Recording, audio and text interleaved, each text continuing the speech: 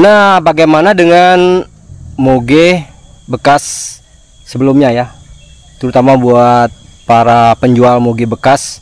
Apakah ini merupakan pukulan yang dahsyat dari Kawasaki?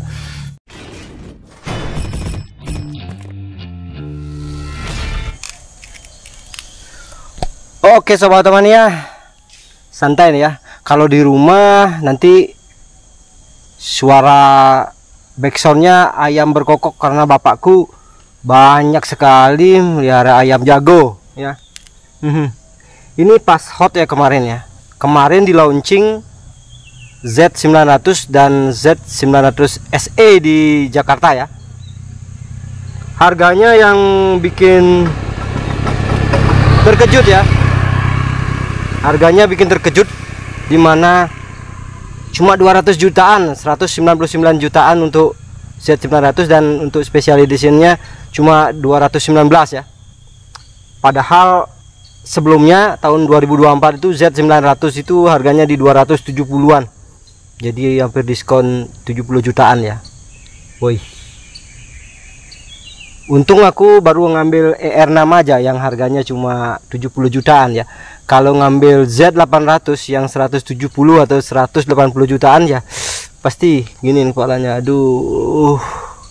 Karena lagi dikit aja, lagi 20 juta udah dapat yang baru Z900 ya. Kenapa bisa gitu ya? Ya, kenapa bisa Kawasaki itu menjual Z900 itu dengan harga yang termasuk murah ya, 200 jutaan ya, dibandingkan dengan moge dia sebelumnya dan juga moge merek sebelah ya. Bahkan kalau ER6 kayak gini ya mulai 70 jutaan kayak gitu, mungkin oke lah, masih jauh ya. Kita nambah lagi 100 baru dapat second Z800. Tapi ini nambah lagi 100 bisa dapat Z900. Wow, ini sangat menarik. Menurut pendapat aku ini ya, kayaknya ini Kawasaki pingin untung tipis tapi laku banyak. Ya, bayangkan aja. Coba kalau Kawasaki jual di 270, lakunya anggaplah 10 biji. Mungkin untung 100 juta per unit, itu dapat cuma 1 miliar keuntungannya. Tapi dengan menjual 200 juta mungkin dia hanya ngambil untung 10 juta. Tapi kalau laku minimal 1000 unit, 1000 biji, itu sudah 10 M. Luar biasa kan?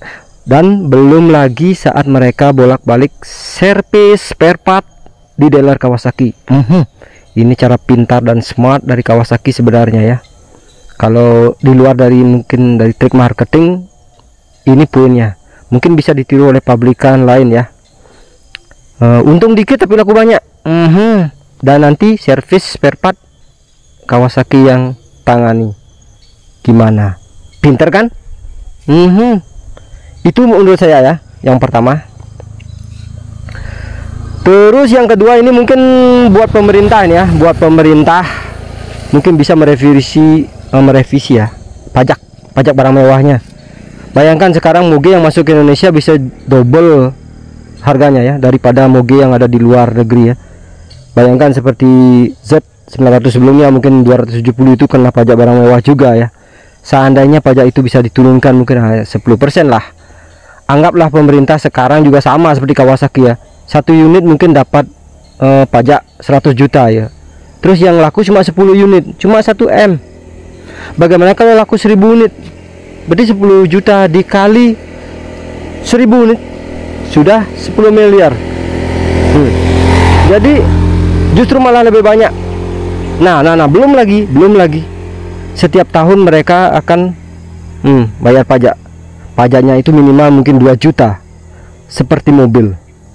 Bayangkan berapa uang setiap tahun yang dapatkan oleh pemerintah ya. Semoga pemerintah ini mungkin ada nonton videoku ini ya, sehingga pemerintah bisa terketuk hatinya menurunkan pajak barang mewah.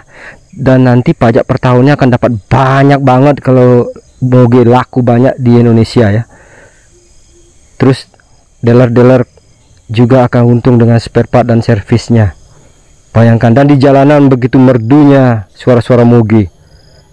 Dan tentunya orang-orang yang sultan yang sudah punya mobil di rumahnya, yang pingin nambah mobil, mungkin berpikir, ngapain tambah mobil bikin macet di jalanan. Mending beli big scooter misalnya yang cc-nya gede, mungkin beli moge yang touring atau moge yang nyaman seperti naked bike seperti ini atau sport, kan tidak akan menambah macet jalanan, plus pajaknya luar biasa kayak mobil kan, pemerintah lagi untung. Ya semoga saja sih ya. Begitulah pendapatku tentang trik marketing dari Kawasaki ini, luar biasa. Semoga harganya tetap bertahan ya seperti ini ya, dan semua moge Kawasaki juga harganya bisa diturunin seperti ini. Wow. Nah, bagaimana dengan moge bekas sebelumnya ya, terutama buat para penjual moge bekas? Apakah ini merupakan pukulan yang dahsyat dari Kawasaki?